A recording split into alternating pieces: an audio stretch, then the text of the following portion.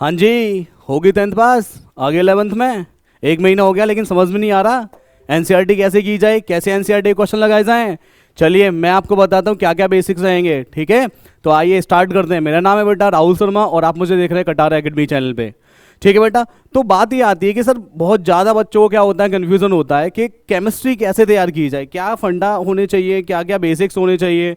तो बड़ा सिंपल सी थीम है इसको समझने के लिए कि क्या क्या होता है, ठीक है। तो देखिए बड़ा सिंपल और आसान तरीके से अगर बात की जाए कि रसायन विज्ञान को, केमिस्ट्री को किस तरीके से स्टार्ट किया जाए जिससे कि मुझे वो आसानी से समझ में आ जाए, तो इसके लिए कुछ बेसिक्स होते हैं जिनको हमको क्या करना है बेटा, फॉलो करने होते हैं। तो सबसे पहला बेसिक ये है कि जो भी आपका मेंटोर है या फिर आप समझ लीजिए कि जो भी आप टीचर है जो है, आप उस टीचर पे बिलीव कीजिए। सबसे पहली बात होती है बिलीव करना, और दूसरी चीज़ होती है कि अच्छा सा क्या करना, टीचर को सिलेक्ट करना और उस पर बिलीव करना।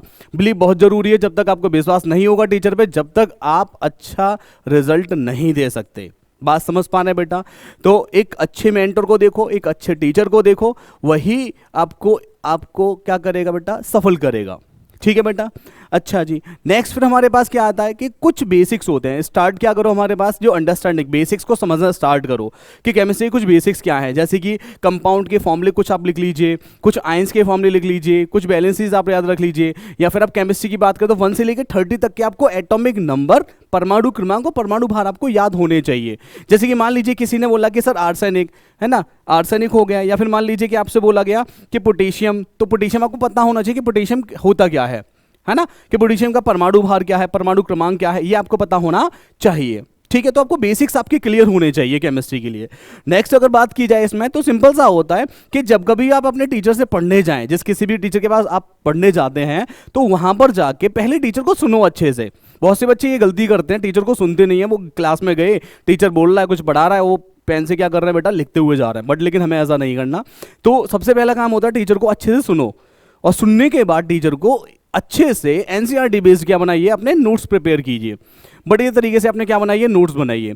जब आपके नोट्स रेडी हो जाएं, तो रेडी होने के बाद फिर टीचर जो आपको डीपीपी देगा, है ना, डेली प्रैक्टिस प्रॉब्लम्स आपको देगा, या फिर आपको जो होमवर्क देगा, उस होमवर्क को और डीपीपी के आपको डेली करना है, ठीक है ना। आज का काम आज ही खत्म करना है। जैसे कि मान लीजिए आपकी इवनिंग में क्लास है, तो अपनी इवनिंग की क्लास खत्म की और घर पे आप पहुंचे, थोड़ा बहुत आप रेस्ट कीजिए और रात में अपना जो आपको होमवर्क है, जो डीपीपी है, आप उसको क्या कीजिए, कंप्लीट कीजिए। बैकलॉग हमें नहीं बनाना, एक दिन का बैकलॉग हो जाए, एक दिन से या ज़्यादा का बैकलॉग हमें नहीं रखना, ठीक है ना। तो घर पहुँच के अपना जितनी भी आपका डीपीपी हो या फिर आपका होमवर्क हो, डेली का डेली आप उसको खत्म कीजिएगा, ठीक है ना।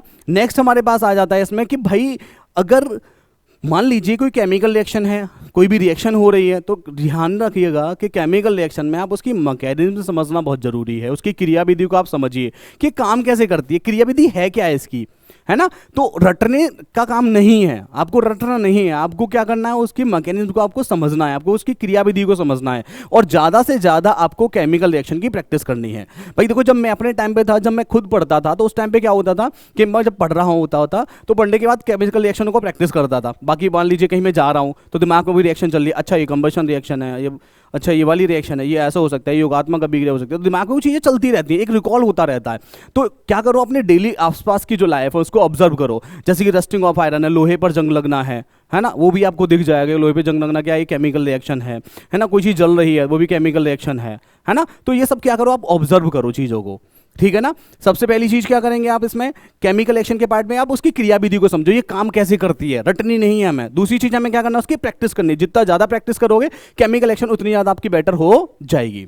उसके बाद नेक्स्ट हमारे पास ये आ जाता है कि हमारे पास केमिस्ट्री में ध्यान रखिएगा 3 पिलर होते हैं जो कि बेस्ट हैं, जो सबसे ज्यादा जिस पे केमिस्ट्री टिकी रहती है। एक केमिकल बॉन्डिंग मतलब रासायनिक आबंध वाला चैप्टर, एक पीरियोडिक क्लासिफिकेशन आवर्ती वर्गीकरण वाला चैप्टर, और एक मूल कॉन्सेप्ट वाला, मूल अवधारणा वाला चैप्टर। इन तीनों चैप्टरों को हमें अच्छे से रेडी करना है, क्योंकि केमिस्ट्री का मोस्ट ऑफ द पार्ट इससे क्या करता है बेटा, रिलेट करता है। अगर ये चैप्टर आपके बहुत अच्छे हो गए, तो मान लीजिए मैं आपको 100% कह सकता हूं कि आपकी केमिस्ट्री बहुत इजी हो जाएगी, बहुत आसान आपकी केमिस्ट्री हो जाएगी। आपको चीजें क्लियर होना स्टार्ट हो जाएंगी, आपको कॉन्सेप्ट समझना स्टार्ट हो जाएंगे, है ना।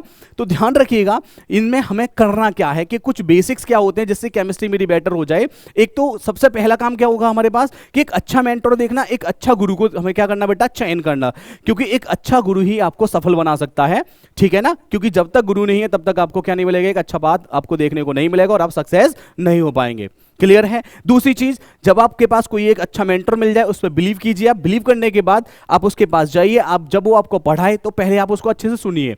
पहले सुना जाता है, ठीक है, फिर उसके बाद लिखा जाता है। क्योंकि पेन चलना स्टार्ट भी जब होता है कि जब आप सुनेंगे। अगर आप सुनेंगे नहीं, सीधे पेन चलाएंगे देखे, तो आपको चीजें समझ में नहीं आएंगी।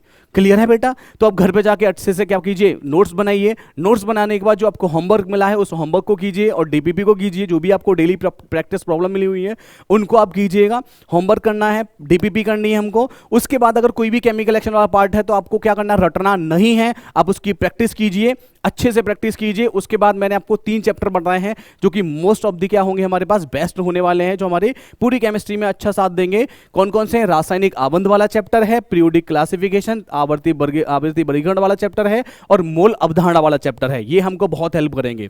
तो जब कभी भी ये चैप्टर पढ़ने का आपको मौका मिले, आप इन चैप्टरों को बड़े अच्छे तरीके से कीजिएगा। उसके बाद एक छोटी सी टिप्स और आपको बढ़िया सी दूंगा केमिस्ट्री को अच्छा करने के लिए, कि आप क्या कीजिएगा, जब कभी भी आप पढ़ना स्टार्ट करें तो सिंपल 3 टाइम की डोज बना लीजिए, सुबह दोपहर और शाम की, है ना। 20-20 मिनट की या 10-10 मिनट की, जो भी आपको सूटेबल लगे, जितना भी टाइम आपके पास हो उसकी आप एक डोज बना लीजिए। जैसे कि मान लीजिए 20 मिनट की आपने डोज बनाई, तो 20 मिनट आपने क्या किया, मॉर्निंग में जब आप उठे, उठने के बाद आपने फ्रेशनअप वगैरह हुए, उसके बाद 20 मिनट आपने जो भी कराया था लास्ट, जो भी आप पढ़ के आए हुए हैं लास्ट, उसको आपने क्या किया, रिवाइज कर लिया एक बार के लिए। फिर आप जैसे आप आफ्टरनून में आएंगे, आफ्टरनून में आके आपने फिर से क्या किया, उसको रिवाइज कर लिया थोड़ा सा 15 मिनट या 20 मिनट के लिए। फिर आप रात को सोते टाइम भी आपने क्या किया, उसको रिवाइज कर लिया। इस तरीके से जब आप चीज़ों को 2 या 3 या 4 दिनों तक जब आप लगातार करेंगे ना, तो वो चीज़ आपके दिमाग में क्या हो जाएगी, स्टोर हो जाएगी और अच्छे से वो आपको समझ में आने लगेगी। तो केमिस्ट्री को पढ़ने का सिंपल सा तरीका है कि आप डोज बनाइए, सुबह दोपहर और शाम की 3 टाइम की डोज बनाइए, अच्छे से नोट्स बनाइए एनसीईआरटी बेस्ड।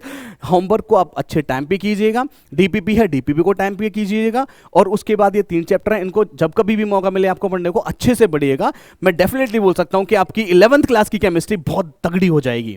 ठीक है, तो मिलते हैं इसी के साथ आगे। जय हिंद।